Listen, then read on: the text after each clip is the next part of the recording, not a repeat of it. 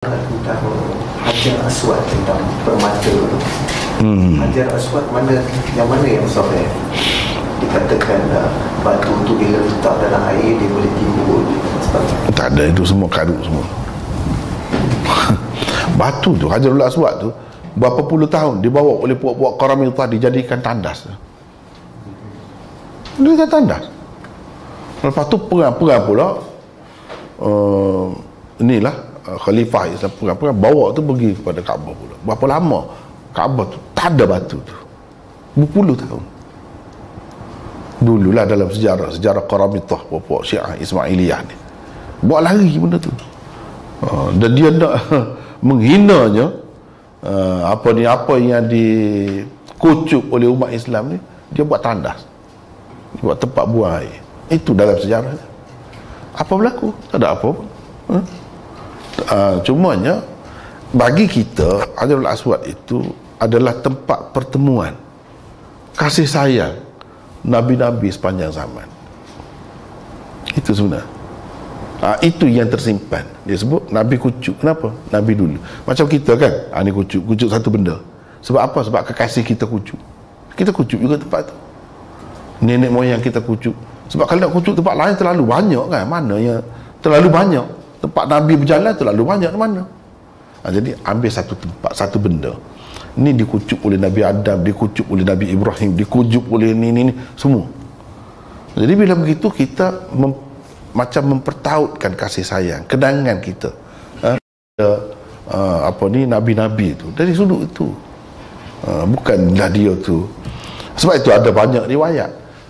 Antaranya riwayat yang menyebutkan ia ni salah satu batu biasa dulu, cuma dibawa pergi situ, dikucuk. Bila dikucuk sebab untuk mengingat sebagai kenangan itu, kita kucuk tu.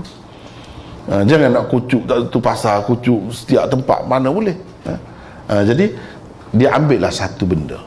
Ini sebagai benda yang mempertautkan kasih sayang umat dengan Nabi-Nabi. Itu saja. Bukan waktu dari syurga. Ada juga riwayat itu, tapi itu dipertikaikan lagi, masih dipertikaikan. Masih dipertikaikan. Setengah-setengah ulama kata yang lebih sahihnya ia salah satu batu di dunia ni lah. Itu saja. Sebab itulah Sayyidina Umar kata kan, itu masyhur. Sayyidina Umar kata, aku tahu kamu batu, kamu tidak boleh beri mudarat apa berkenaan dengan batu ni.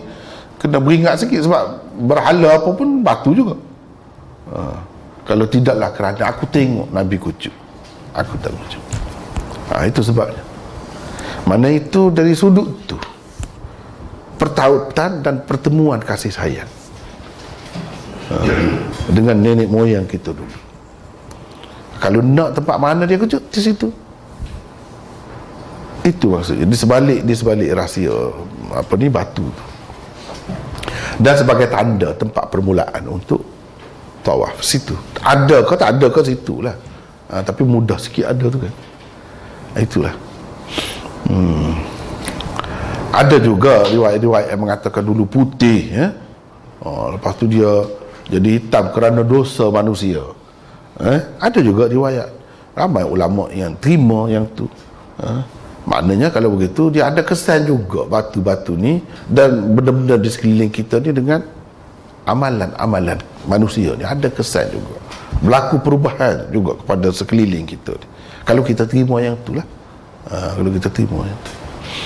Wallahu a'lam. Ada lagi ni? Okey, saya ke batu ni, ada yang penuh maka jari-jari Cina.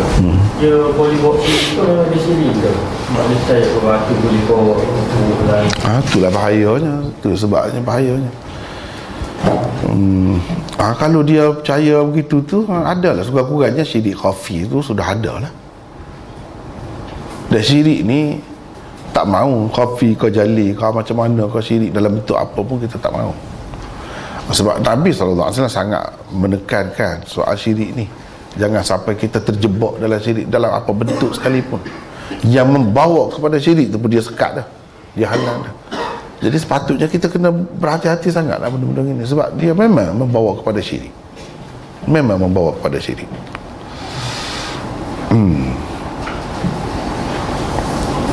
Ada lagi?